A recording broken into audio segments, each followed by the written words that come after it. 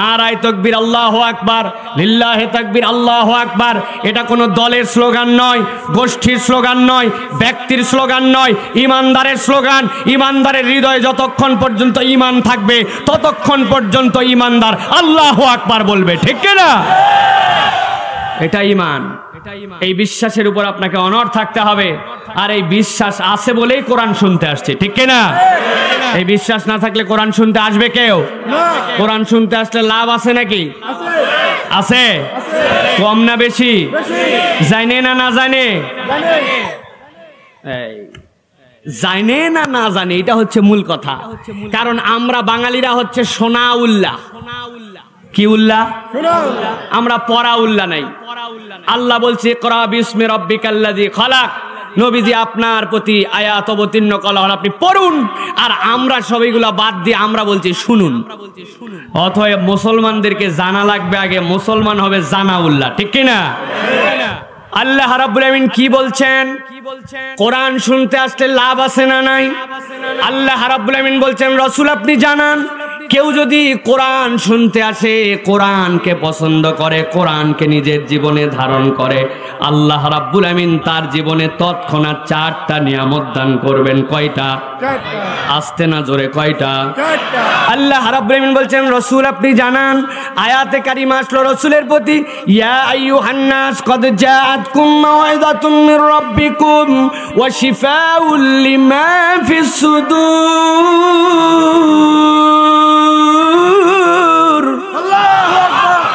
আমার আল্লাহ বললেন ইয়া আইয়ুহান নাস, ইয়া আইয়ুহাল মুমিনুন, ইয়া আইয়ুহাল মুসলিমুন, ইয়া আইয়ুহাল কুরাইশ, ইয়া আইয়ুহাল বাঙালি, একটাও নয়।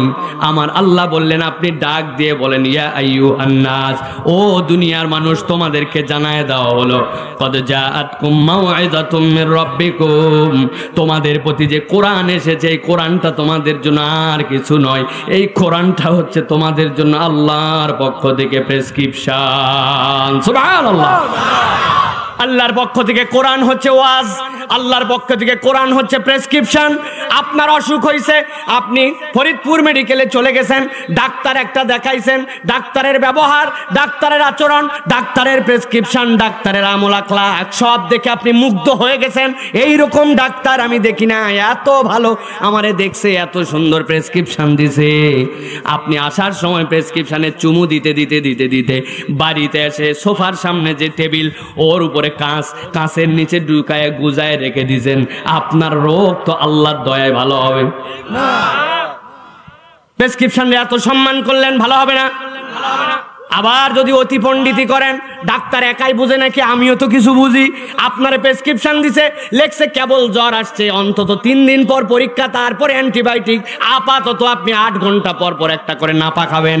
আপনি 1 পাতা নাপা কিনে নিয়ে আসার পরে বলছেন বেটা ডাক্তার তুই একাই বুঝিস নাকি, আমিও কিছু বুঝি, একই পেট একই নাপা, 3 দিন 8 ঘন্টা পর পর, 3 আসতে 24, তলে দিনে 3 ডোজ, 3 দিনে 9টা, 10টার থেকে 9টা খুলে একবারে মাইরে দিছে। কি রোগীর কি জ্বর ভালো হবে না, মরার সম্ভাবনা আছে?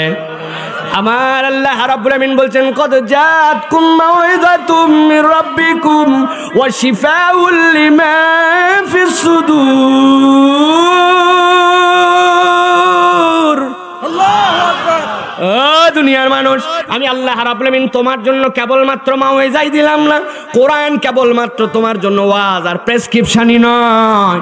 আমি আল্লাহ বললাম এই কোরআনটা হচ্ছে তোমার জন্য শিফা, কোরআনটা হচ্ছে তোমার অন্তরের জন্য আল্লাহর পক্ষ থেকে ডাক্তারি। সুবহানাল্লাহ। দুনিয়ায় আপনার চেহারা যেমন হোক, দুনিয়ায় আপনি দেখতে যেমন হন, আপনার টাকা পয়সা যেমন হোক, আপনার লুক যেমন হোক, একটাও আপনার জান্নাতে যাওয়া অথবা না যাওয়ার কারণ নয়। দুনিয়াতে এরকম অনেক মানুষ আছে বিশাল লম্বা, আছে না ভাই? মক্কা শরীফে একবার হজ করতে গেছি, যাওয়ার সময় দেখি 1 লোক খালি কুনি দিয়ে আমারে গুতা দেয়। তাওয়াফের সময় গুতা দিলে কিরম মেজাজ খারাপ হবে। অনেকক্ষণ ধরে লোকটারে খুঁজি, পাই না, পরে তাকায় দেখি ও বাবা আমার উপরে 2 হাত লম্বা, ও আসলে গুতা দেয় না, ও স্বাভাবিক চলে, আমার নাকে লাগে। কি লম্বা সেই লোক, মাঝে মাঝে ক্রিকেট খেলা যখন দেখি তখন দেখি ওয়েস্ট ইন্ডিজের কিছু প্লেয়ার খেলে, হঠাৎ করে মুখ চোখ কিছুই দেখা যায় না, মাঝে মাঝে আলো জ্বলে, অনেকক্ষণ পরে খেয়াল করে দেখছি আসলে হেলমেটের ভিতর দিয়ে যখন দাঁত বের করে তখন জ্বলে, বাকি সময় অন্ধকার। এটা কথা বলেন।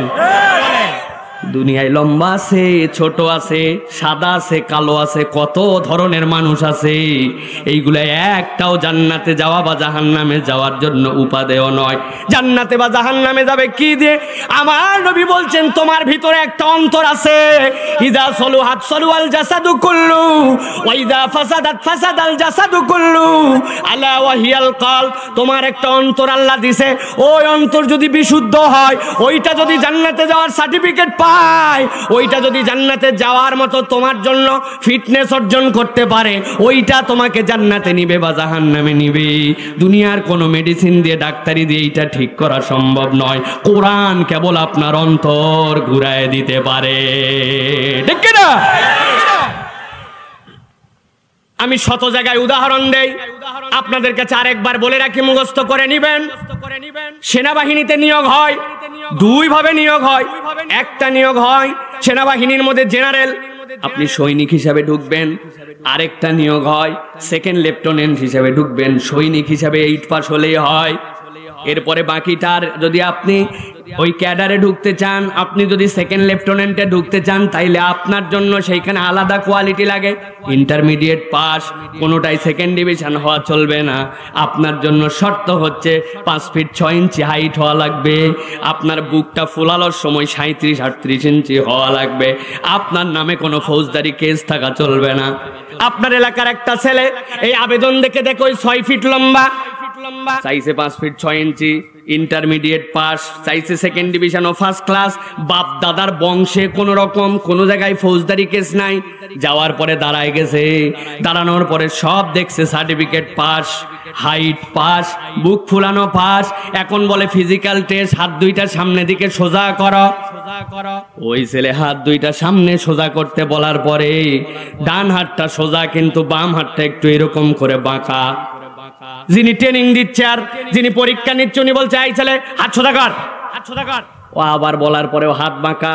বলছে গিরে সোজা করতে পারিস না কেন? কয় আমার জন্মের থেকেই স্যার বাম হাতটা একটু বাঁকা। ফরিদপুরের লোক মাথা খাটায় বলেন তো, সার্টিফিকেটের জোর আছে, হাইটে বড়, বুক বড়, সব দিকে যোগ্য, কিন্তু হাত যদি বামটা একটু বাঁকা হয়, সেনাবাহিনীর মধ্যে ওই ছেলের কি চান্স হবে? সবাই কথা বললেন না, হবে? আমার আল্লাহ রাব্বুল আলামিন বলছেন, ইয়া আইয়ুহান নাস কদ জাআতকুম মাউইযাতুম মির রাব্বিকুম ওয়া শিফাউল লিমা ফিস সুদূর। ও দুনিয়ার মানুষ, তুমি দেখতে যেমন হও, তোমার অবস্থা যেমন হোক, সেটা কেমন বিষয় নয়, কিন্তু তোমার অন্তর যদি আল্লাহ রাব্বুল আলামিনের দেওয়া তরিকার সাথে না মিলে, আল্লাহর দেওয়া ইমানের মানদণ্ডের সাথে না মিলে, তোমার দুনিয়ার কোনো যোগ্যতা কোনো কিছুই জান্নাতে যাওয়ার জন্য কারণ হবে না। বরং তোমার কিচ্ছু যদি না থাকে, চোখ একটা অন্ধ হয়, পা একটা কাটা থাকে, দেখতে তুমি অত সুন্দর নয়, তাতে কিচ্ছু যায় আসে না। তোমার অন্তর যদি জান্নাতে যাওয়ার ফিটনেস পায়, আমি আল্লাহ কবুল করব। আর ওই অন্তর বানাতে চাইলে কোরআন ছাড়া কোনো বিপদ, কোন রকম কিতাব, কোন রকম পথ আল্লাহর পক্ষ থেকে নাই, ঠিক কি না? আমার আল্লাহ রাব্বুল আলামিন বলছেন, এই দুইটা নিয়ামত, আরো নিয়ামত আল্লাহ রাব্বুল আলামিন বলছেন, দুনিয়ার মানুষ শোনো, আল্লাহ আরো দুইটা নিয়ামত তোমাদের জন্য দিয়েছেন, ওয়া হুদা ওয়া রাহমাতুল লিল মুমিনিন। ও দুনিয়ার মানুষ, আমি আল্লাহ রাব্বুল আলামিন বললাম, এই কোরআন, যেই কোরআন তোমার জন্য মাউইজা, যেই কোরআন তোমার জন্য শিফা, ওই কোরআন তোমার জন্য হুদা। এই হুদা মানে তোমার জন্য পথ প্রদর্শন, এই হুদা মানে তোমার জন্য আলো।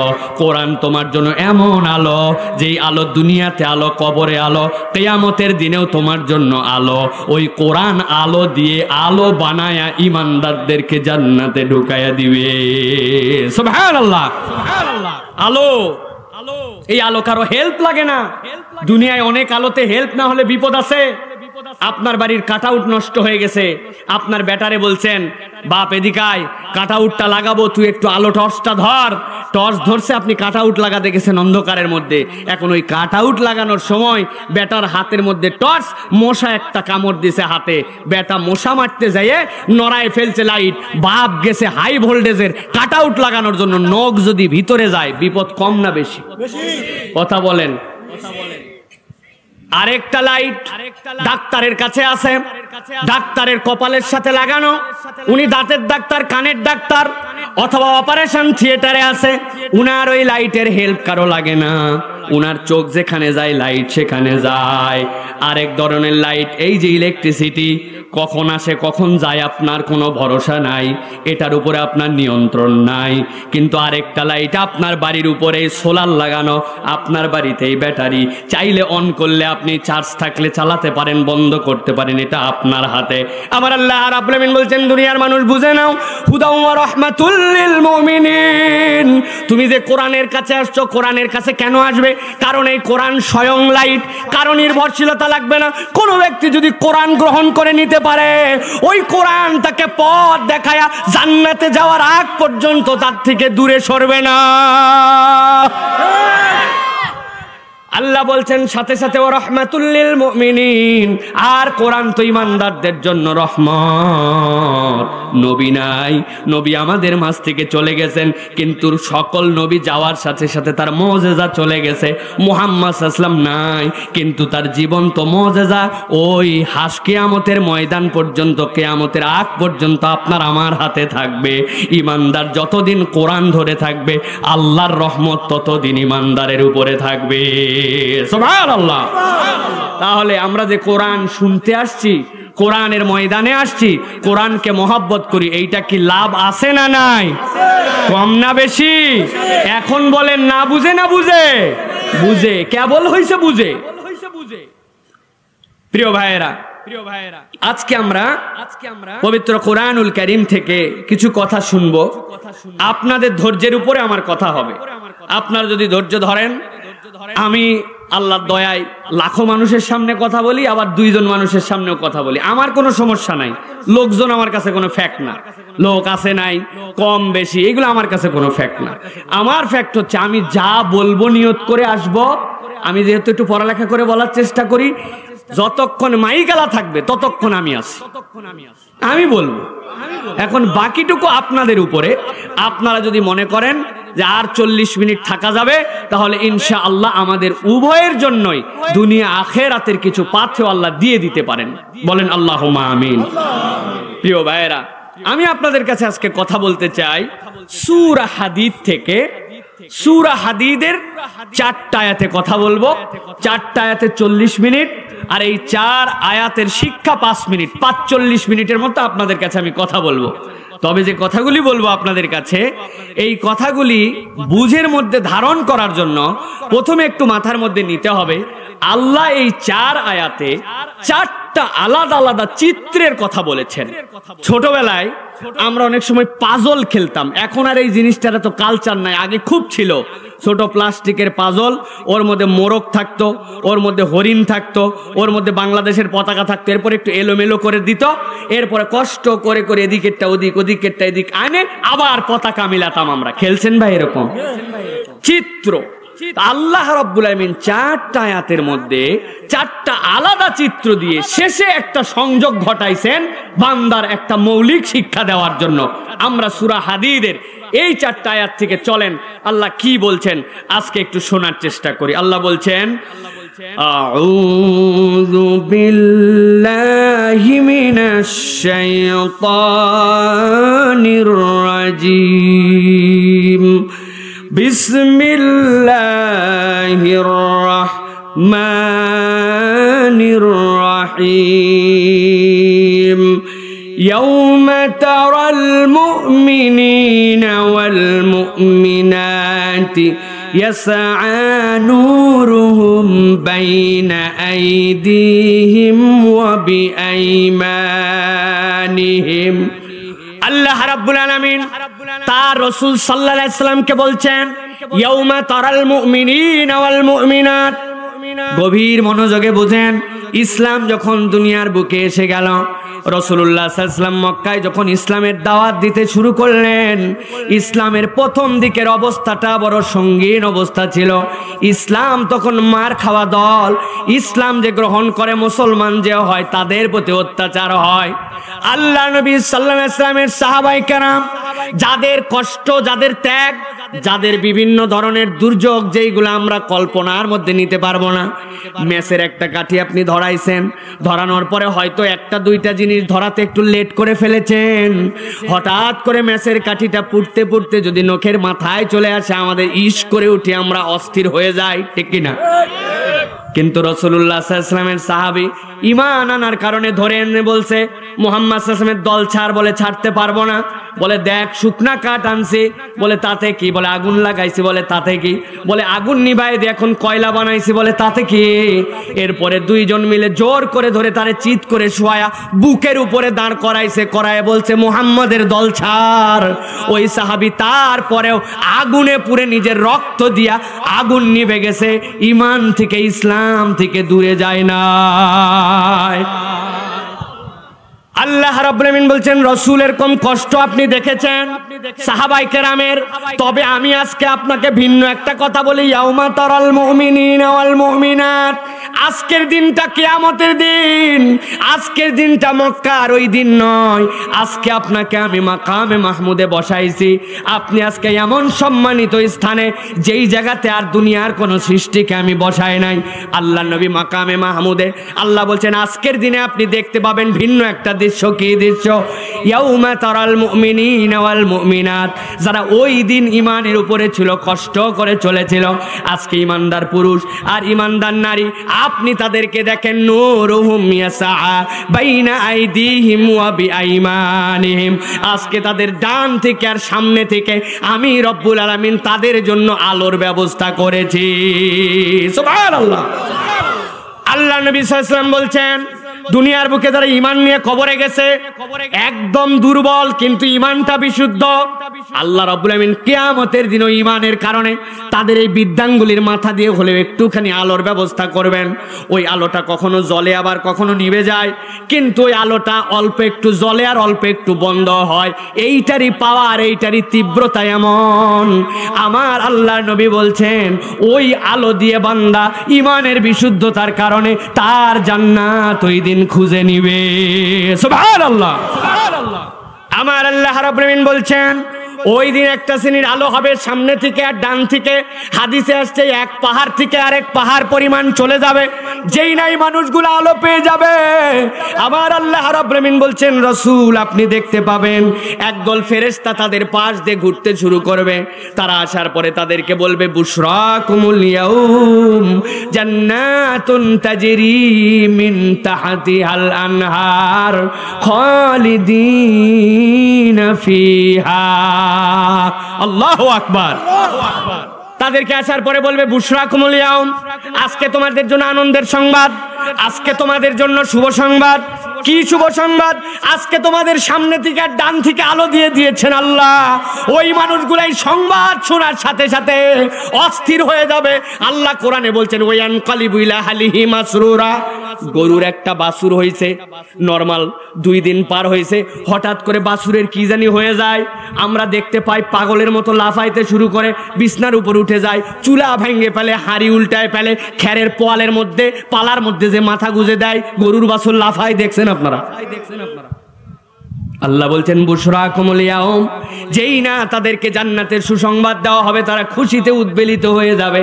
আল্লাহ বলবেন, কিসের শুভ সংবাদ? শোনো শোনো, তোমাদের জন্য আজকে আমি আল্লাহ জান্নাতের শুভ সংবাদ দিলাম। আর জেনে রাখো, জান্নাতের পাদদেশ দিয়ে অসংখ্য নহর মালা প্রবাহিত।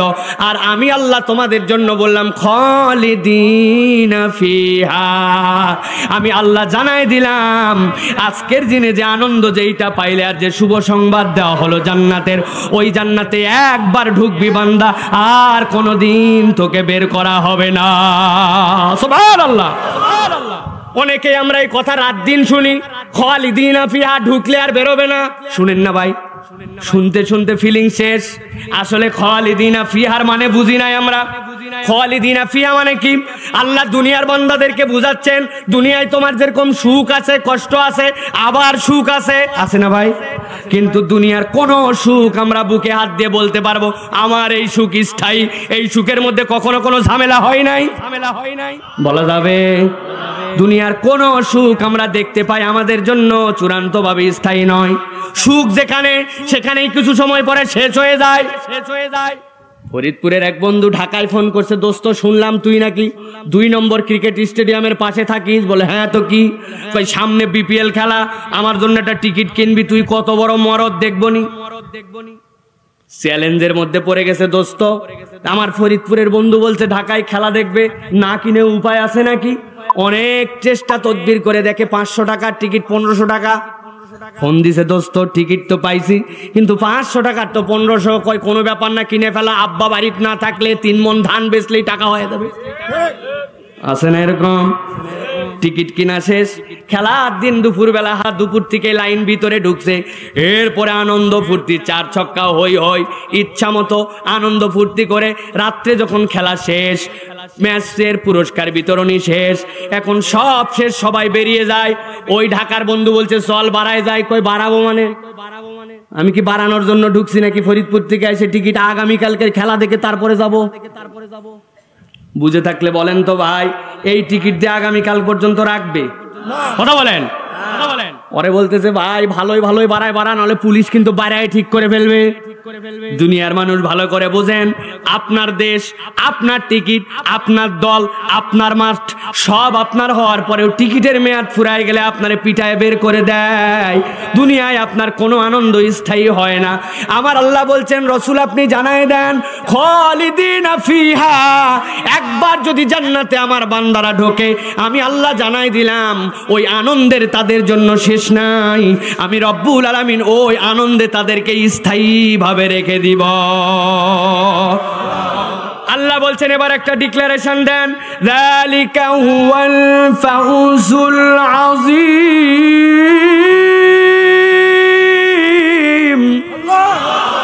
আমার আল্লাহ বলছেন, দুনিয়ার বুকে তুমি সামান্য একটুখানি, তোমার একটা ছেলে হয়তো চান্স পেয়ে গেছে, আগে জমি ছিল না এখন জমি হয়েছে, আগে কর্মচারী ছিল এখন মালিক হয়েছিস, তুই মনে করছিস আমি সফল। আল্লাহ বলছেন, জান্নাতে যাওয়ার ডিক্লারেশন আগ পর্যন্ত, জান্নাতে ঢোকার অনুমতি পাওয়ার আগ পর্যন্ত দুনিয়ার কোনো মানুষ সফল নয়। জান্নাতে ঢুকাই হবে চূড়ান্ত সফলতা। এটা 1 নম্বর দৃশ্য। তাহলে মনে রাখেন, ইমানদারদের ডান থেকে আলো আর সামনে থেকে আলো, আল্লাহর পক্ষ থেকে ঘোষণা, আল্লাহর পক্ষ থেকে নিয়ামতের বর্ণনা। আল্লাহ বলছেন, এইটা বান্দা তোমাদের জন্য একটা দৃশ্য মনে রাখো, যেই মুহূর্তে এরকম ঘটনা ওই কিয়ামতের দিনে হবে, আল্লাহ বলছেন তখন দ্বিতীয় একটা ঘটনা শুরু হবে সেখানে। কি ঘটনা? আল্লাহ দ্বিতীয় আয়াতের মধ্যে বলছেন, ইয়াউমা ইয়াকুলুল মুনাফিকুনা ওয়াল মুনাফিকাতু লিল্লাযীনা আমানু নজুরুনা নাকতাবিস মিন নূরিকুম কিলা ইরজিউ ওয়ারাআকুম ফালতামিসু নূরা। আমার আল্লাহ রাব্বুল আলামিন বলছেন, ইমানদাররা আলো পাইছে, ইমানদাররা আলো নিয়ে জান্নাতের অভিমুখে, ইমানদারদেরকে আল্লাহ রাব্বুল আলামিন জান্নাতের শুভ সংবাদ দিয়ে দিয়েছেন। ঠিক ওই মুহূর্তে ওই ময়দানে ইমানদারদের পাশাপাশি আল্লাহ রাব্বুল আলামিন বলতেছেন কতকগুলা মুনাফিক পুরুষ আর মুনাফিক নারী এসে দাঁড়ায় যাবে। মুনাফিক পুরুষ আর মুনাফিক নারী মানে কি?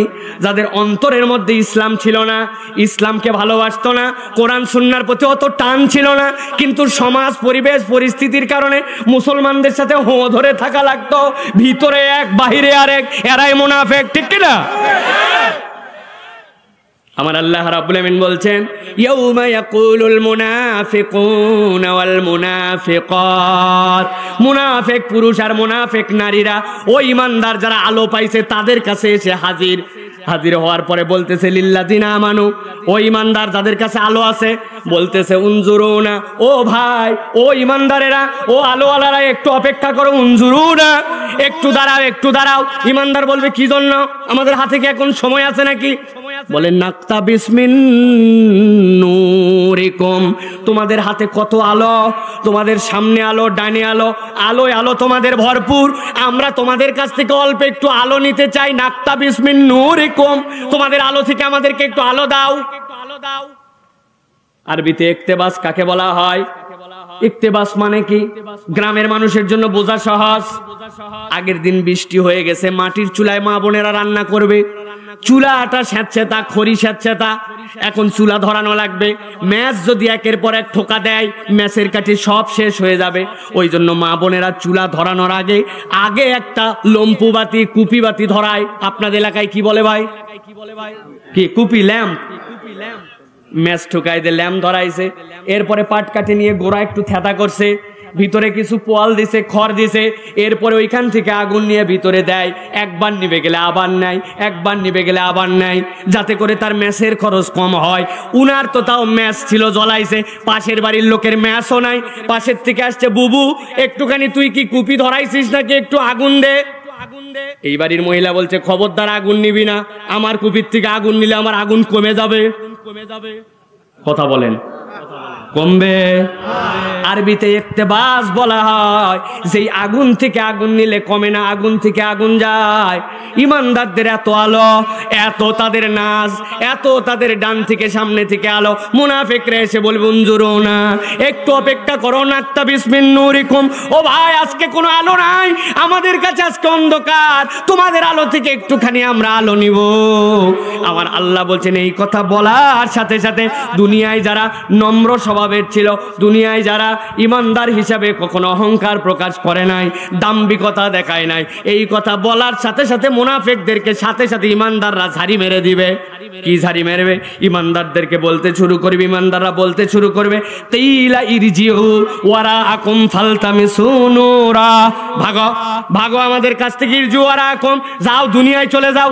ও মুনাফিকের দল, এই আলোটাই এখানে কামাই করি নাই আমরা, এই আলো দুনিয়া থেকে আনা লাগছে, এই আলো এখান থেকে দেওয়া যায় না, তোমাদের আলো নিতে চাইলে দুনিয়ায় যাও, দুনিয়ায় যাও। মোবাইলে 85% ব্যাটারি আছে, অন করলাম আলো, আসেন কারো যদি ব্যাটারির চার্জ না থাকে এখান থেকে একটু ধরাই নিয়ে যান, ধরবে না? ইমানদাররা বলতেছে হ্যাঁ আলো আমাদের কাছে অজস্র আছে, ডানে আছে, সামনে আছে, বৃদ্ধাঙ্গুলির মাথা দিয়েও বের হয়, কিন্তু এই আলো এখানে কামাই করি নাই। ইরজিউ ওয়ারাকুম ফালতামিসু নূরা, এই আলো তো এই ময়দানের কামাই নয়, এই আলো তো দুনিয়ার থেকে নিয়ে আসছে। তোমাদের যদি আলো লাগে দুনিয়ায় যাও, দুনিয়া থেকে আলো নিয়ে আসো, আমাদেরকে এইখানে তোমরা বিরক্ত করবে না। আল্লাহু আকবার। দুইটা দৃশ্য তাহলে মনে রাখেন, একটা বলছি ইমানদারদের আলো, আরেকটা মুনাফিকরা এসে ওই আলো পাওয়ার জন্য ঝামেলা লাগাবে। দুই দৃশ্য মনে আছে তো? এবার আল্লাহ রাব্বুল আমিন বলছেন, যেই মানুষগুলাকে বলে দেওয়া হলো যাও দুনিয়ায় যা আলো নিয়ে আসো, ওরা তো জানে দুনিয়ায় যাওয়ার যাবে না, যাবে না, জানে না কিয়ামতের ময়দান থেকে দুনিয়ায় আসা যাবে, যাবে, ওরা জানে আসা যাবে না। এখন ওরা বিপদে আছে, ওরা তখন ছেঁচড়া, ছেঁচড়া বুঝেন ভাই? কতগুলা ফকির আছে, বিভিন্ন ধরনের মানুষ আছে, এদের স্বভাবে ছেঁচড়া। আপনি বাজার করতে গেছেন, যাওয়ার পরে বলছে 10টা টাকা দে ভাই, আপনি বলছেন খুচরা টুচরা এখন নাই ভাই, কেবল আসলাম, খুচরা হোক দিচ্ছি। এই কথা শোনার 10 সেকেন্ড পর আবার বলছে দে ভাই। আরে আজব লোক তো, খুচরা নাই বললাম, টাকা নাই তো কোত্থেকে দিব। আবার 5 মিনিট পর এসে বলছে দে ভাই। বিরক্ত হয়ে ঈদের সময় টাকা পাওয়া জড়ো কানা কুনা খুঁজে একটা 10 টাকা দিয়ে দিয়েছেন। এরকম ছেঁচড়া মার্কা কিছু ফকির আছে কিনা?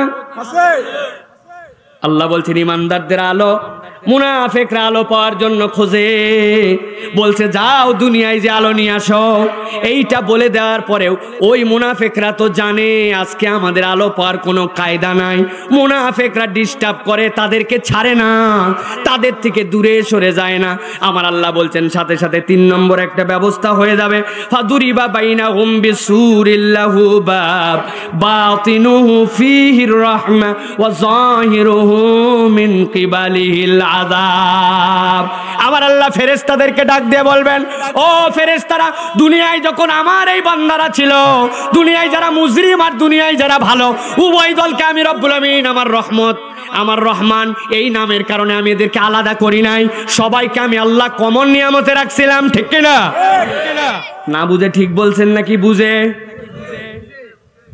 আপনাদের এলাকায় এরকম মুসল্লি আছে না ভাই, যে ফজরের নামাজ পর্যন্ত মিস করে না, তাকবীর উলার সাথে পড়ার জন্য পেরেশানির তার শেষ নাই?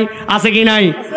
আবার এমন মুসল্লিও আছে জুম্মার দিনে মসজিদের সামনে মাঠের মধ্যে দাঁড়ায় চ্যাটিং করে, ফেসবুকিং করে, পাকিস্তান হারলো 1 রানে না আধা রানে, এইটা নিয়ে গবেষণা করে, বিশ্বকাপ এবার পানিতেই ভাসে যাবে নাকি, এরকম চিন্তা। বাপ রে বাপ, দুনিয়া আখেরাত সব ধরনের টেনশন ওনার। ওদিকে খুতবা শেষ, আলোচনা শেষ, সুন্নত শেষ, ইমাম সাহেব দাঁড়ায় গেছে, মুয়াজ্জিন সাহেব কদ কামাতিস সালাহ কদ কামাতিস সালাহ, উনি তখন দৌড় দিছে আচ্ছা মতো, এক জুতা বাহিরে ফালা, আরেকটা মসজিদের ভিতরে নিয়ে চলা। কথা বলেন, এলাকায় নাই না? আবার আল্লাহ রাব্বুল আমিন বলছেন, ওই যেই লোকটা পাঞ্জেগানা নামাজ পড়ে আর যেই লোকটা জুম্মার দিন মাঝে মাঝে নামাজ ধরতে ফেল করে, ওই দুইজনই একই সাথে পাশাপাশি আক লাগাইছে। যেটা নামাজি ওর আক জবর মিষ্টি, আর যেটা নামাজ পড়ে না ওর আক তিতা। যেই লোক লাগাইছে খ্যাত নামাজি, ওর খেতে হয় বিঘা প্রতি 10 মন, আর বেনামাজির 1 মন, তাই নাকি? না না না, এইটা একমাত্র কারণ আল্লাহ নিজের পরিচয় দিয়েছেন। আল্লাহ জিজ্ঞাসা করেছিলেন আলমে আরওয়াতে, আলাস্তু বিরব্বিকুম, আমি কি তোমাদের রব নয়? কোরআন খোলার সাথে সাথে আল্লাহ বলেছেন সকল প্রশংসা আলহামদুলিল্লাহি রব্বিল আলামিন। কবরে যাওয়ার পর জিজ্ঞাসা করবেন মার রব্বুকা, সব রবের কানেকশন যেহেতু আল্লাহর সাথে, আল্লাহ নিজের পরিচয় দিয়েছেন আর রহমানির রহিম। আল্লাহ নিজের পরিচয় রহমান না দিলে দুনিয়ায় আল্লাহ বিরোধিতা করে, আল্লাহর বিপক্ষে যে আল্লাহর কথা না শুনে এক ঢোক পানিও কেউ খাইতে পারতো না। ঠিক কিনা? এটা আল্লাহর দয়া। এই জন্য আল্লাহ রাব্বুল আমিন বলছেন দুনিয়াতে আমি পার্থক্য করি নাই, সবগুলার এক জায়গায় রাখছিলাম, কিন্তু আজকের দিনে একদল আলো পাইছে, আরেক দল আলো নিয়ে ঝামেলা করে, আলো আলা জান্নাতি আর আলোহীন মুনাফিক, আজকে একসাথে আর রাখা হবে না। আজকে কি করা হবে? ফাদুরিবা বাইনাহুম বিসুরিল লাহু বাব। আল্লাহ বলছেন এমন একটা পর্দা দেওয়া হবে, পর্দার অনন্যতা 2টা, এপার থেকে ওপার দেখা যায়, কথা শোনা যায়। আর ওই পর্দার আবার বৈশিষ্ট্য, পর্দায় আবার দরজা আছে, কিন্তু দরজার হাতলটা, দরজার সিটকানিটা ইমানদারদের দিকে ভিতরে, আর বাহির দিকটা হচ্ছে ওই মুনাফিকের দিকে। আল্লাহ বলছেন বাতিনুহুর রাহমা, ভিতর দিকটা আরাম, আর বাহির দিকটা আল্লাহ বলছেন কষ্ট। পর্দা কি আশ্চর্য পার্থক্য করে দিছে, কথা শোনা যায়, দেখা যায়, দরজা ইমানদারের দিকে, ভিতরে আরাম, বাহিরে কষ্ট। আল্লাহ বলবেন আজকে এই শেষরাদের সাথে ওই বুশরাদেরকে রাখা হবে না, 2 দলকে আলাদা করে দাও। মাঝে মাঝে দেখতে পাবেন এটার একদম মাইনর উদাহরণ মিলে না, তাও বোঝানোর জন্য বলতে হয়। বরিশাল থেকে বাস ঢাকায় রওনা, ফরিদপুর থেকে ঢাকায় চৈত্র মাসের দিন, এসি পরিবহন, বাহিরে আপনার গায়ে কাপড় রাখা কষ্ট, গা জ্বলে যাচ্ছে, মাথা পুড়ে যাচ্ছে, আর ভিতরে এমন ঠান্ডা, বাসের গ্লাস ভেদ করে বাহির দিয়ে গড়ায় এসি বাসে ঠান্ডা পানি পড়ে। দেখছেন ভাই? ওই বাস যদি কক্সবাজার যায় চৈত্র মাসের দিন, সুপারভাইজারকে ডাক দিছে, ও সুপারভাইজার ভাই একটা ব্ল্যাঙ্কেট দেন, কম্বল। বাইরে মানুষ বাসে না, উনি ভিতরে কম্বল খোঁজে, অল্প একটু কাঁচ দিয়ে খালি ভিতরে ঘেরা। দেখছেন কিনা? কথা বলেন ভাই। আমার আল্লাহ রাব্বুল আমিন বলছেন দৃশ্যগুলা মনে রাখেন।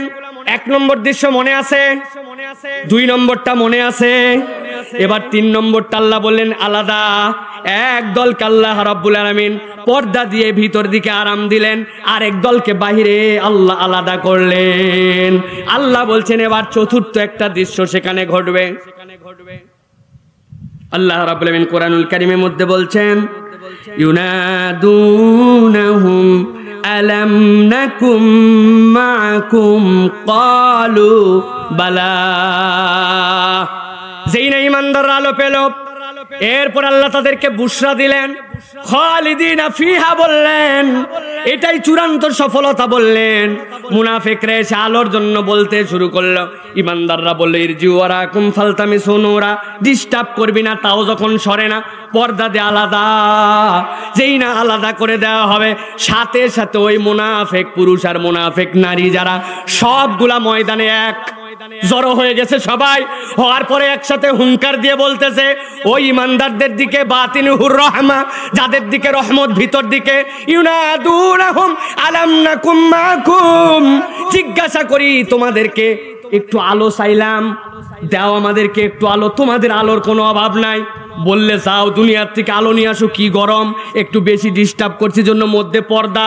ও ভাই তোমাদের কাছে জিজ্ঞাসা করি আলাম নাকুম মাকুম, আমরা আর তোমরা কি একসাথে ছিলাম না? আমাদেরকে কি চিনতে পারতেছ না? ইমানদাররা কি বলবে? চিনি না তো, দেখা কে তুই? তাই ইমানদাররা বলবে কালু বালা, বলো কি তুমি? তোমারে চিনবো না মানে তোমারে চিনি, তোমার বাপ রে চিনি, তোমার বংশ রে চিনি, গোষ্ঠী রে চিনি। আল্লাহ চিনাই দিবেন। চিনবো না মানে তোমারে, তোমার কাছে মাহফিলের জন্য গেছিল ছেলে পেলে, যাই বলছিল এই তারিখে মাহফিল, কি করা লাগবে? কয় কিছু টাকা দেন। কষ্ট করে কিছু টাকা দিছে, দিয়ে বুঝাইছে মাহফিলের সাথে, কিন্তু ওইদিকে ফোন করে যেখানে ফোন দেওয়া লাগবে দিয়ে বলছে শুনলাম এলাকায় নাকি ছেলে পেলে মাহফিল লাগাচ্ছে, কি ব্যাপারে, ঠেকা তো এটা কেমনে? একদিকে বলে কর, আরেকদিকে ফাঁকি দেয়। এইরকম মুনাফিক মার্কা মুসলমান আছে কি নাই? আমার আল্লাহ বলছেন কালু বালা, ইমানদাররা বলে চিনি মানে তোরে চিনি, তোর বাপরে চিনি, তোর বংশ চিনি। এই জায়গায় মাহজুফ, আল্লাহ এখানে বলেন নাই, আল্লাহ বুঝাতে চাচ্ছেন তাহলে ভাই আমাদেরকে তো চিনোই, বলতেছো একসাথেই চলাফেরা করছো, একই মহল্লায় থাকতে, একই এলাকার লোক, আমারেও চিনো, স্বীকার করলে তাহলে একটু আলো দিলে সমস্যা কোথায়? একটু আলো দিলেই তো কাহিনী শেষ, আমরাও তোমাদের সাথে চলে যাই।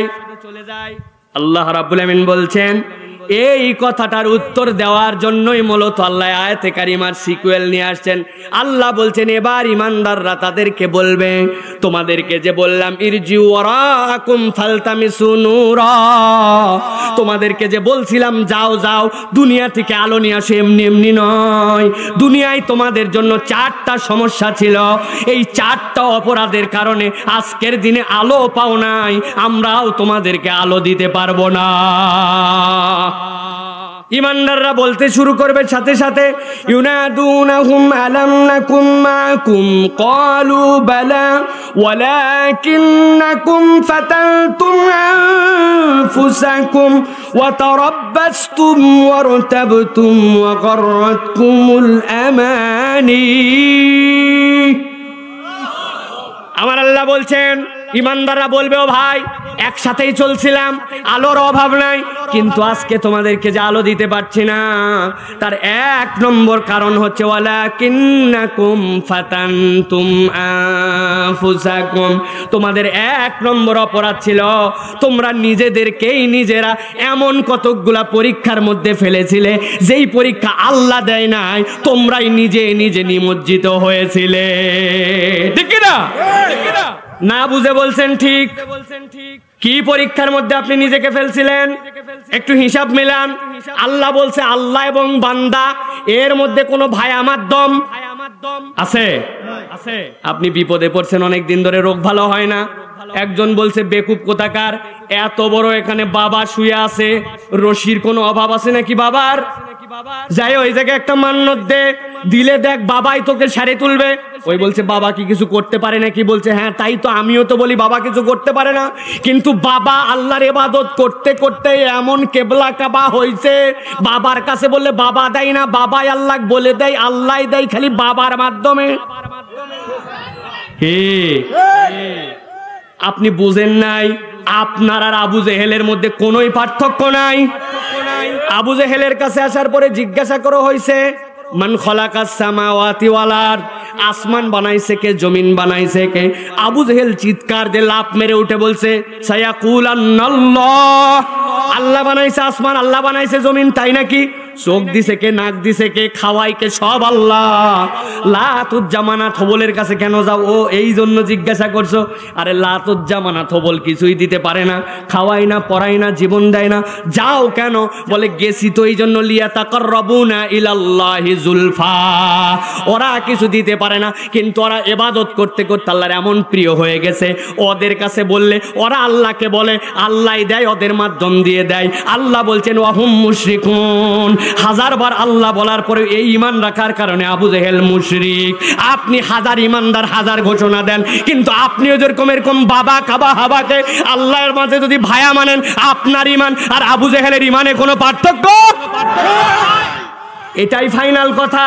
এই পরীক্ষা আল্লাহ আপনাকে দেয় নাই, আপনি নিজে নিজে পড়ছেন এর মধ্যে, ঠিক কি না? আল্লাহ বলছেন ওয়ালাকিন্নাকুম ফাতানতুম আনফুসাকুম, তুমি এমন পরীক্ষায় পড়ছো যেই পরীক্ষা আল্লাহ দেয় নাই, তুমি নিজেই নিজের উপরে চাপায়া নিছিলা। এই ছেলে বিড়িখোরের সাথে ঘুরবি না। কয় বিড়িখোরের সাথে ঘুরলে সমস্যা কি? আমি তো বিড়ি খাই না। প্রথম দিয়ে বিড়ি ধরাইছে যখন, তখন বলছে ফাঁকে যায় ধরাবি, বিড়ির গন্ধ আমার সহ্য হয় না। একদিন, 2 দিন, 3 দিন, 10 দিন বিড়ি কেনার সাথে সাথে যেই বন্ধুর প্রথম দিনের বিড়ির গন্ধ সহ্য হতো না, ওই বন্ধুর বিড়ি ধরানোর সাথে সাথে ও বলছে ফার্স্ট কল। যারা বিড়ি খায় তারা বুঝে ফার্স্ট কল মানে কি, মানে তোর ঠোঁটের থেকে বাড়ানোর পরে আমাকে দেওয়া লাগবে। বিড়িখোরের সাথে 10 দিন থেকে বিড়িখোর হয়েছে, এই পরীক্ষা আল্লাহ দেয় নাই, আপনি নিজে নিজে পড়ছিলেন, ঠিক কিনা? এই খারাপ বন্ধুদের সাথে ঘুরবি না। কয় ইন্টারমিডিয়েটটা খালি পাস করি, এই জায়গায় থাকবো না, ঢাকা নটরডেমে চলে যাব, ঢাকাতে চলে যাবো, এই কয়দিন এদেরকে ঘাঁটানো ঠিক হবে না, এই জন্য ঘাঁটাচ্ছে না খারাপ বন্ধুর সাথে মিশে। আগে ছিল বিড়িখোর, এখন ইয়াবাখোর, তারপরে ফেন্সিখোর, তারপরে গাঁজাখোর, এইরকম করে নিজেকে নিজে খারাপ দিকে নিয়ে যায়। আল্লাহ বলছেন আল্লাহ এই পরীক্ষা দেন নাই, আল্লাহ তোর বিবেক দিয়েছিল, বিবেক কাজে না লাগায় তুই নিজেকেই নিজে এরকম পরীক্ষার মধ্যে ফেলেছিলি, এই জন্য আজকে তোর আলো হারানোর কারণ, ঠিক কিনা? এরকম বন্ধু বান্ধব, এরকম আচার আচরণ আমাদের সমাজে আছে নাকি ভাই? আছে, ফরিদপুরেও আছে। হ্যাঁ, ভালো করে মনে রাখেন। আল্লাহ তাহলে 1 নম্বর বলছেন ইমানদারদের মুখ দিয়ে ওয়ালাকিন্নাকুম ফাতানতুম আনফুসাকুম, আমি আল্লাহ তোমার এই পরীক্ষা দেয় নাই, তুমি নিজে পড়ছো। বাপ মারা গেছে, জমি জমা সব আপনার এখন রয়ে গেছে, ভাই আছে, বোন আছে, ভাই ধানাই পানাই শুরু করছে, নামাজি, লম্বা দাড়িওয়ালা, কিন্তু বোনরা আছে বলতেও পারে না, সইতেও পারে না, জমি যাওয়া দেওয়ার ধান্দা ধান্দা ধান্দা দিতে চায় না, অনেক দিন পর দিবেই না এরকম ভাব, শেষ পর্যন্ত বুঝায় টুজায়া নালের জমি আলের জমি সব হিসাব টিতাব করে, বাপ বিয়ের খরচ করছিল, এ করছিল, ও করছিল, নিলে নে না নিলে নালে, বাপের জমির ভাগ নিলে সংসার খারাপ হয়, এ হয় ও হয়, বুঝায়া নামাজ কালাম পরে হজও করে আসছে, কিন্তু বোনের জমি ঠিক মতো আদায় করে দেয় না। এই রকম ধানাই পানাই করা মুসলমান আছে কিনা? ঘরে ঘরে আছে, ঘরে ঘরে বাপ আছে, অনেক হাজি সাহেব আছে। মক্কা শরীফ রওনা হচ্ছে, এলাকার লোকে ডাক দিছে, ওরে খাওয়া, গরু মারে খাওয়ায়া ছেলে মেয়ে সবগুলো আনছে।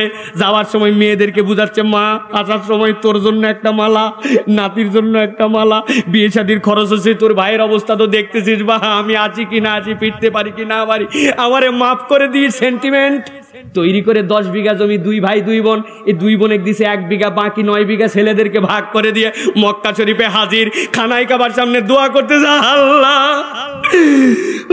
রব্বুল আলামিন, খানাই কাবা দেখলে সব গুনাহ মাফ হয়, তুই আমারে মাফ করে দে। ওরে বদমাইশ, কথা বলেন। আমার আল্লাহ বলবে এই বদমাইশ, এখন ফেরেশতা নামানোর নিয়ম নাই, যদি ফেরেশতা নামানোর নিয়ম থাকতো ঠাডায় থাপ্পড় দিয়ে বলতো ভণ্ড হাজি, তুই যদি কানতে কানতে খানায় কাবার চত্বরে পানিও আনে ফেলিস, বন্যাও নামাজ, বান্দার হক নষ্ট করার গুনাহ আল্লাহ মাফ করে। কোথায় আছেন আপনি? কে আপনার এই পরীক্ষায় যেতে বলছিল? আল্লাহ তো আপনার বিবেক দিয়ে বলছিল হক আদায় করো, আপনার বিবেক নষ্ট করছেন। আল্লাহ বলছেন ওয়ালাকিন্নাকুম ফাতানতুম আনফুসাকুম, এই পরীক্ষায় তুমি তোমার নিজেকে ফেলছিলে, এই জন্য আজকে আলো পাবে না, ঠিক কি না? এরকম মানুষ ফরিদপুরের দিকে আসে নাকি ভাই? ওরা হিন্দু। ঠান্ডা হয়ে যান, ঠান্ডা হয়ে যান। পরীক্ষা তার উপরে যায় যার কাছে থাকে। ইমাম সাহেব বলছে আমি ঘুষ খাই না, দেয় কে রে তোরে? ইমাম সাহেব ফুটান নিচ্ছে আমি ঘুষ খাই না, তোমারে দেয় কে? ডিসি সাহেব যদি বলে ঘুষ খাই না, ওটা বাপের বেটা। কি কন? আপনার 10 বিঘা জমি দেওয়ার জন্য আপনার আছে, তখন না হিসাব হবে। যার জমি নাই সে বলছে হ্যাঁ হ্যাঁ অমুক খারাপ তমুক খারাপ, তোমার তো নাই। যার আছে তার উপরে পরীক্ষা, ঠিক কি না? এই জন্য যাদের বোঝা তারা ঠিক মতো বুঝে নেন। ওই দিন যাওয়ার পরে ইমানদাররা কিন্তু 1 নম্বর বলবে তোমাদের আজকে আলো না পাওয়ার কারণ, আলো না পেলে জাহান্নামের দিকে যাবে। ওই আলো না পাওয়ার 1 নম্বর কারণ, যেই পরীক্ষা আল্লাহ দেন নাই ওই পরীক্ষা তুমি নিজেই নিজের উপরে করেছিলে, ঠিক কি না? এবার আল্লাহ বলছেন ইমানদাররা বলবে 2 নম্বর অপরাধ তোমাদের কি? ইমানদাররা বলবে তারাব্বাসতুম, তোমাদের দ্বিতীয় অপরাধ আজকের দিনে আলো না পাওয়ার অপরাধটা হচ্ছে তোমরা দীর্ঘসূত্রিতা করতে। দীর্ঘসূত্রিতা মানে কি? এই ভাই চলেন আজকের থেকে নামাজ ধরি। কই কি বার রে? বুধবার, বৃহস্পতি, শুক্র, জুম্মার দিন যায় নামাজ ধরছি তো ধরছি এবার। আর যদি সারি তোর বৃহস্পতিবার গেল কোন জায়গায়, বুধবার গেল কোন জায়গায়? বদমাইশ, শুক্রবার থেকে নামাজ ধরবে, এইরকম শুক্র ঠেলতে ঠেলতে 25 বছর পার। কথা বল, আছে কি না? ও চাচা হজে যান না কেন? যাই ঘুরে আসেন। কয় এখনো মেয়ের বিয়ে দেয়নি। তুমি মেয়ের বিয়ে দেওনি, রোজা রাখো কেন, নামাজ পড়ো কেন? কি কয় নামাজ রোজার সাথে হজ মিলালে হলো নাকি? নামাজও ফরজ, রোজাও ফরজ, হজও ফরজ। আপনি নানান অজুহাত দিয়ে ধান্দাবাজি করে আপনি হজে যান না। নগদ টাকা নাই, কিন্তু উনার জমি এত পরিমাণ আছে 1% বেচলে 2 বার হজ করা হবে, তাও যায় না। এরকম মানুষ আছে কি না? বাইক চালায় R15, কামাই 50 পয়সা নাই, বাসে উঠলে হাফ ভাড়া দেয়, ওদিকে বাইক চালায় 5.5 লাখ টাকার। এরকম বদমাইশ কতগুলা যুবকও আছে। তুমি বাসে উঠলে হাফ ভাড়া মারাও, আর তোমার বাইকের দাম 5 লাখ টাকা, তুমি ধান্দাবাজির জায়গা পাও না। এই টাকা, এই হিসাব, এইগুলো আল্লাহর কাছে বরাবর করা লাগবে। আল্লাহ বলছেন ওয়া তারাব্বাসতুম, তোমরা আল্লাহর পথে আসতে দীর্ঘসূত্রিতা করেছিলে, অজুহাত দেখাইছিলে, কারণ দেখাইছিলে, নানান ভাবে তুমি আল্লাহর দিকে ফেরত আসো নাই। আমার আল্লাহ বলছেন এইটাও তোমার কিন্তু ওই দিন আলো হারাবার কারণ হবে। হুজুরের ওয়াজ শুনে মনে হয়েছে দাড়ি রাখি, কিন্তু পাশের থেকে একজন টিটকারি করে বলছিল মোল্লা নাকি বাংলা ভাবি। ছেলেরে বলে মোল্লা আর মহিলারে বলে বাংলা ভাবি। উনি চিন্তা করছে বাবা উনার কথায় আমি তো আউলায় গেলাম, এই জন্য উনি এখন পর্যন্ত ইসলামের দিকে আসে নাই। আবার কতগুলা মুরব্বী আছে মেয়ে ছেলে সব বিয়ে দিছে, আবার নতুন করে একটা বিয়ের মনে ধান্দা করতেছে, উনার আজ পর্যন্ত পরিবর্তন নাই। কি ভাই বাচ্চা কাচ্চা নয় একটা কারণ দিল, আপনার কি হয়েছে? আবার কি বিয়ে বানবেন নাকি? কি সমস্যা আপনার? কোনো সমস্যা নাই, এই তো রেখে দিলাম, রাখা শুরু করব, এই তো ইসলাম মানন করলাম, পালন করা শুরু করব, এই আল্লাহর দিকে চলে আসলাম বলে। আল্লাহ বলছেন দুনিয়ার মানুষ জেনে রাখো, ওই দিন যাওয়ার পরে আলো যখন হারাবে, ওই আলো হারানোর দিনে বুঝতে পারবে তোমার এই দীর্ঘসূত্রিতা, আল্লাহর দিকে না আসা তোমার জন্য ওই দিন আলো হারাবার কারণ হবে। 3 নম্বর আল্লাহ রাব্বুল আলামিন বলছেন ইমানদাররা বলতে শুরু করবে ওয়ারতাবতুম, তোমাদের 3 নম্বর অপরাধ, এত আলো থাকার পরেও আলো টু আলো সংযোগ দিতে পারছি না। 3 নম্বর কারণ, তোমরা পণ্ডিতি করে মাতব্বরি করে ইসলামের বিধিবিধানের মধ্যেও কতকগুলা সন্দেহ করেছিলে। এখানে যারা আছেন বুক ফুলায় বলেন তো আমরা কি ইসলামের বিধিবিধানকে সন্দেহ করি নাকি? কথা বলতে হবে, করেন? দেখেন তো এবার মিলায়া করি কি করি না। বোনের বিয়া, ইজাব কবুল ইসলামের শর্ত, এর মধ্যে মোহরানা দেওয়া ওয়াজিব। ইসলাম এই বিধিবিধান দিছে, এর বাহিরে আপনার এলাকার বিয়ে হলে আগের যে মেহেদি, আগের যে গান বাজনা, আগের যে পার্টি, আগের যে অনুষ্ঠান, ওই আগে পিছের যে যৌতুক নামের কারবার, এইগুলা একটাও ইসলামের সাথে নাই। এখন ওই পাড়ার যুবক সবাই যায় যদি বলে ওই ইসলামের মধ্যে এইগুলা নাই, এইগুলা তোর করতে কে বলছে? উনি তখন বলে তোর ইসলাম এরকম কেন রে? বিয়ের মধ্যে একটা পার্টি করা যাবে না, ঈদের দিন একটুখানি মদ খাওয়া যাবে না, একটু লাল পানি নীল পানি করা যাবে না, মহিলাদের দিক তাকানো যাবে না, এ করা যাবে না, টাকনুর নিচে কাপড় পরা যাবে না, দাড়ি কাটা যাবে না, এত খালি না আর না। এই ইসলাম আসলেও ঠিক কিনা? পাশের তো একজন বলছে তোর সাথে আমিও আছি, মনে হয় তাই। আছে কিনা এরকম? আছে কিনা? একটু আগে ফুটানি মারে বলছিলেন ইসলাম নিয়ে সন্দেহ করেন না, আপনার আচার আচরণ প্রমাণ করে ইসলামের বিধিবিধানে আপনি পূর্ণাঙ্গ আস্থা রাখেন না। আপনি ইসলামের বিধান মানলে আপনার চলার ধরন একরকম হবে, আর ইসলামের বিধান না মানলে চলার ধরন আরেক রকম হবে। পণ্ডিতি করতে করতে তো আমরা অনেক দূর গেছি। আল্লাহ কোরআনে বলছেন লিযাকারি মিসলু হাজ্জিল উনসায়াইন, একজন নারী যা পাবে তার ভাই ওয়ারিস নামায় ডবল পাবে। যেই নারীর কোনো সম্মান ছিল না, ইসলাম তাকে বাপ থেকে দিছে, স্বামী থেকে দিছে, ছেলে থেকে দিছে, উত্তরাধিকার থেকে দিছে, বিয়ে থেকে দিছে, চাতুর্দিক থেকে দিছে। মিরাসের ক্ষেত্রে বলছে অর্ধেক আর ডবল। আপনি পণ্ডিতি করে বলছেন আমরা সমাজে অনেক আগাইছি, এখন আমরা এইটা ছেলে মেয়ে সমান করব। যারা এর পক্ষে আছেন সবাই হ্যাঁ বলেন। দুনিয়ার সব বলদ মিলেও যদি হ্যাঁ বলে, আর যদি এইটা ইমানের বিশ্বাসে আল্লাহর আইনের পরিপন্থী হওয়ার পরে বিশ্বাস রেখে হ্যাঁ বলে, তার ইমান চলে যেতে পারে, ঠিক কিনা? এই কথা বললে বলবে এতক্ষণ পর হুজুরকে চিনে ফেলাইছি, মনে করছিলাম কোন দলের নাই, এখন তো দেখি দলের হুজুর। কথা বলে চিনে রাখেন আমারে, আমার দলের নাম আল্লাহর দল, আমার দলের নাম ইমানদারের দল, ঠিক কিনা? ওই দলে আছেন আপনি, ওই দলে আছেন। দুনিয়ার এইগুলা কোন দলের কোনো পরিচয় নাই। আল্লাহ বলছেন উলাইকা হিজবুল্লাহ, একটা হচ্ছে আল্লাহর দল আর একটা হচ্ছে হিজবুর শয়তান। আল্লাহর দলে আছে যে আল্লাহর বিধানের পক্ষে কথা বলেছে, ঠিক কিনা?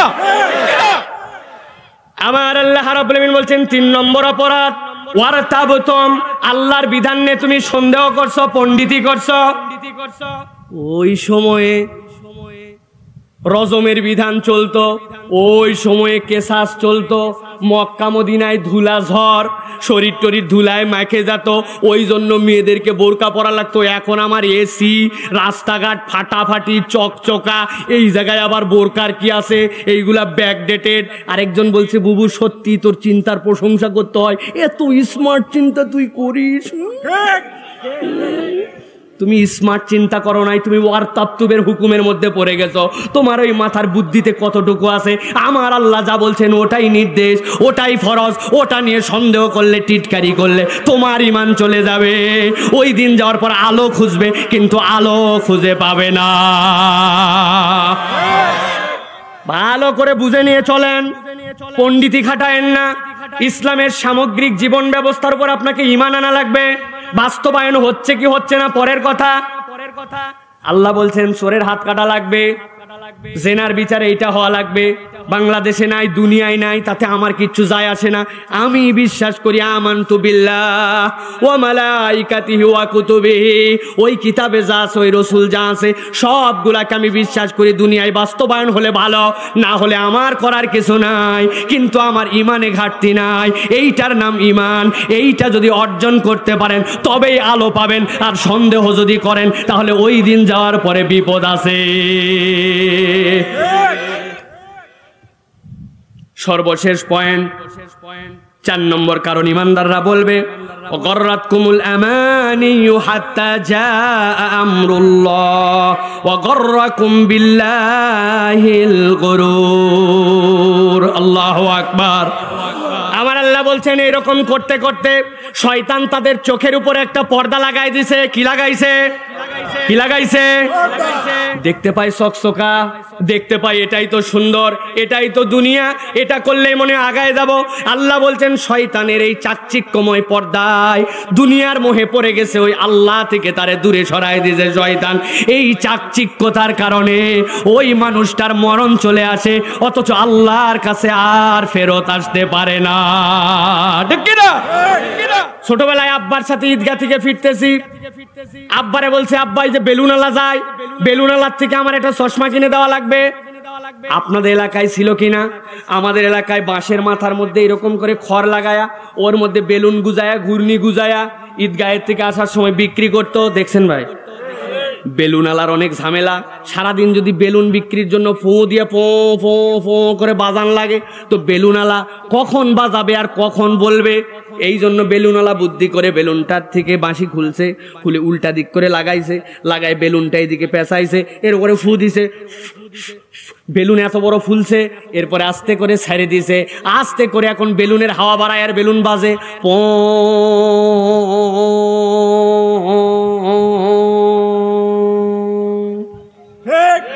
দেখছেন আপনারা?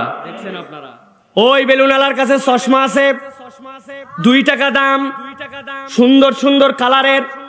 যারা মুরব্বী পুরাতন যারা, তারা দেখছেন, আব্বারে বলছে চশমাটা কিনে দেওয়াই লাগবে, 2 টাকা দাম। লাল রঙের চশমা, দাঁড় দিয়ে কাগজ দেওয়া, পিছনে গার্ডার লাগানো, চোখের মধ্যে দিয়ে এইরকম করে টান দিছি, মাশাআল্লাহ। পড়ার সাথে সাথে দেখি আব্বা লাল, আম্মা লাল, ভাত লাল, আসমান লাল। কথা বলেন। বাড়িতে এসে আম্মাকে বলছে, আম্মা আর একটা চশমা দেওয়া। আরে কে বলি, তোমার আব্বা দিছে। আবার কি বলে, ওটা লাল নিছে, এবার হলুদ। আম্মার থেকে 2 টাকা দিয়ে একটা কিনে চোখে লাগাইছে। আরে আব্বা হলুদ, আম্মা হলুদ, আসমান হলুদ, পায়েস হলুদ, সব হলুদ। জিজ্ঞাসা করি, মুসলমান, আসলে কি আমার বাপ লাল, আম্মা হলুদ, আসমান লাল, নাকি আমার চোখের সামনের চশমাটা লাল? ঠিক কিনা? আমার আল্লাহ রাব্বুল আমিন বলছেন, ওয়া গাররাকুম বিল্লাহিল গুরুর।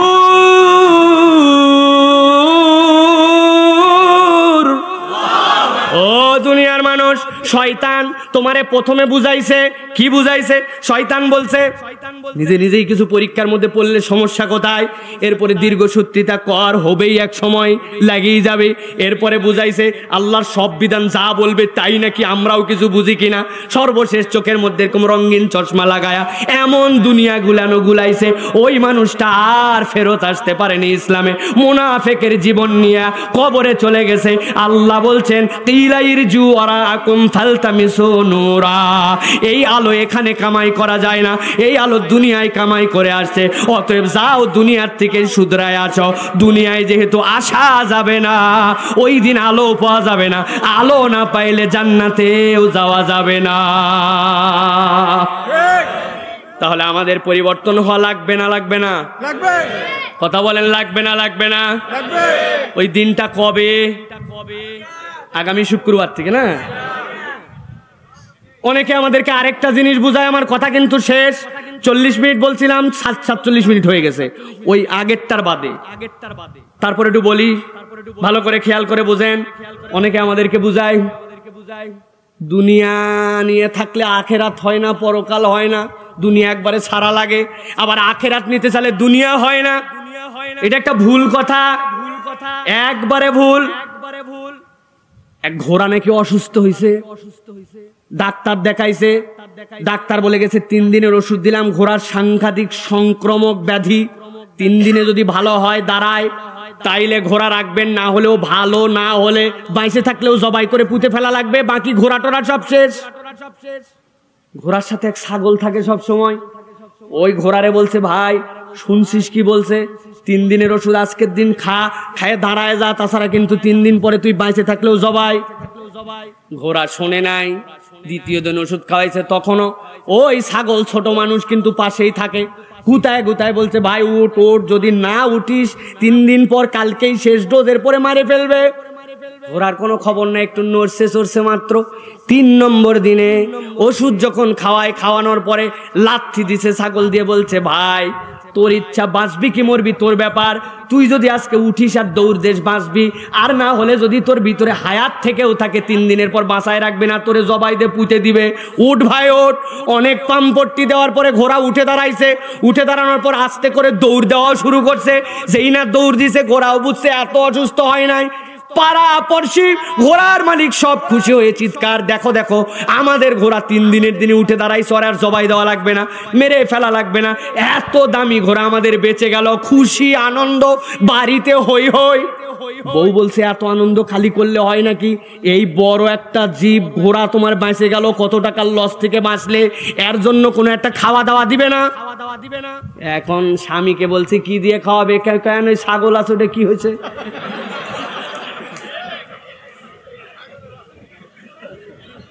প্রিয় মুসলমান, দুনিয়ার গল্পে এইটা গল্প। যেই ছাগলরে উৎসাহিত করে দাঁড় করালো, ওই ছাগলকে ওর জন্যই জীবন দেওয়া লাগে, এটা দুনিয়ার গল্প, ইসলামের গল্প এটা না। আপনি যদি দুনিয়া নিয়েও থাকেন, ওই দুনিয়া আপনার জন্য মাজরাউল আখিরা, পরকালের কর্মক্ষেত্র। আপনি এই দুনিয়ায় স্ত্রীর সাথে থাকেন, বাজার করেন, দুনিয়াদার হন, দুনিয়ার কাজ করেন, ওইগুলা যদি আল্লাহর হিসাব মতো হয়, এইটা আপনার পরকালের জন্য চালান হয়, পরকালের জন্য ইবাদত হয়। ইসলাম আপনাকে দুনিয়া ছেড়ে দিয়ে পরকাল অর্জন করতে বলে না। আপনি বুদ্ধি করে দুনিয়া নিতে পারলে পরকালের জন্য দুনিয়ায় আপনার পুঁজি হয়ে যেতে পারে, ঠিক কিনা? কিন্তু এটা বুদ্ধি থাকা লাগবে, মোহাব্বতের লেভেল থাকা লাগবে। এক লোক জেলে নদী দিয়ে নৌকা চালায় আর চিন্তা করে, হায় আমার পানি না থাকলে নদী চলতো কেমন করে, নৌকা, আহা আমার যদি এই পানি না থাকতো মাছ কোথায় আসতো, এই পানি না থাকলে মাছ না থাকলে আমি কি ধরতাম, পানি, আই লাভ ইউ ওয়াটার, পানি আর পানি। একজন বলছে পানি রে এত ভালোবাসিস বলদ, অত দূরে রাখলে হয় নাকি, তুই নৌকার এই জায়গায়, পানি কোন জায়গায়, কাছে টান। শাবল দিয়ে গোড়া ফুটা করে দিছে, দিয়ে গল গল করে পানি আপন, আই লাভ ইউ পানি চলে আসতেছে বুকে। মাথা খাটায় বলেন তো, নৌকার তলা ফুটা করলে নৌকা কি ভাসবে না ডুববে? করে কথা বলে না। ভালো করে বোঝেন, দুনিয়া লাগবে, দুনিয়ার মোহাব্বত থাকবে, দুনিয়া কর্মক্ষেত্র হবে পরকালের, কিন্তু দুনিয়ায় এত দূর ভালোবাসবেন না যে আপনার ওই অন্তরটা ছিদ্র করে দুনিয়া ঢুকায়া আপনার অন্তরকে বরবাদ করে দিবেন। এত দূর বোকা হওয়া যাবে না।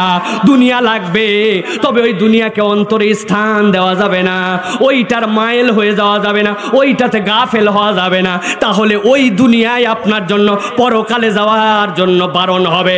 আর যদি বুঝে সুঝে দুনিয়াকে গ্রহণ করেন, ওই দুনিয়া ভেসে ভেসে ভেসে আপনার তরিটা জান্নাতে ভিড়াইয়া দিবে। রাজি আছেন তো আপনারা? রাজি আছেন আপনারা?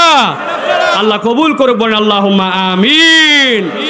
আল্লাহ রাব্বুল আলামিনের কোরআন থেকে এই বার্তাগুলি আপনাদের কাছে দিতে চেয়েছিলাম যে প্রিয় ভাইয়েরা, আমাদের জিন্দেগি হায়াত অত্যন্ত দীর্ঘ নয়, খুবই ছোট্ট একটু জীবন।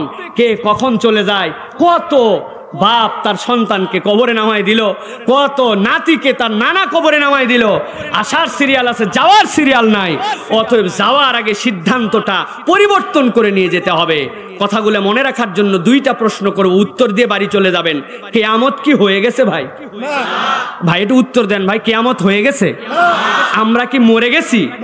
বিচারের দিবসে কি আলোওয়ালাদের ফাইসালা হয়ে গেছে? মুনাফিকরা এসে গেছে? ওই দিন কি ইমানদাররা উত্তর দিচ্ছে ওই ময়দানে? না, কিন্তু আল্লাহ কোরআনে জানায় রাখতেছেন, আজকের এই ফরিদপুরের ময়দান সাক্ষী থাকবে। আল্লাহ কিয়ামত ঘটার বহু আগে তোমাদের কাছে বার্তা পৌঁছায় দিয়েছেন, তোমরা আজকে সতর্ক হও, ওই দিন তোমরা বেঁচে যাবে। রাজি আছি আমরা? আল্লাহ আমাদেরকে কবুল করুক, বলেন আল্লাহুম্মা আমিন। হাযা মা ইনদি ওয়াল ইলমু ইনদাল্লাহ। সুবহানাল্লাহি ওয়া বিহামদিহি, সুবহানাকাল্লাহুম্মা বিহামদিকা, আশহাদু আল্লা ইলাহা ইল্লা আনতা আস্তাগফিরুকা ওয়া আতুবু ইলাইক।